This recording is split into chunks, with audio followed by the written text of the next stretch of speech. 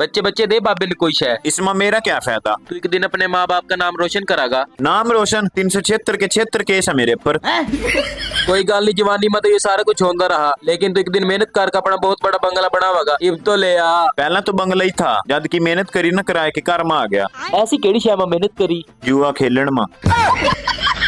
तेरे अम्मी अबू हमेशा खुश रहेंगे। इब तो ले आ। जाते उनकी शादी हुई रोज कार में लड़ाइयाँ हुआ। आज तो अम्मी ने अबू का सिर फाड़ दिया सोटा मार का ही, बब्बू अस्पताल में आया। तेरा छोटा भाई है ना? हाँ बाबा तेनू किस तरह पता? बाबे नु सारा पता होगा। तेरा छोटा भाई तेरे वास्ते बहुत बड़ा काम करेगा। इब तो ले आ। बहुत बड़ा काम तो बाबा ने कर दिया। क्या? 2 बच्चों की मां नु लेकर भज गया। तेरी बीवी सारी जिंदगी तेरा साथ देवागी। इब तो ले आ। मेरी बीवी नु ही तो लेकर भजया। इतने तेजस्वी लोग तो हैं। तू मार क्यों नहीं जानता? मैं तो मरन ही जा रहा था, अग्गा तू आ गया।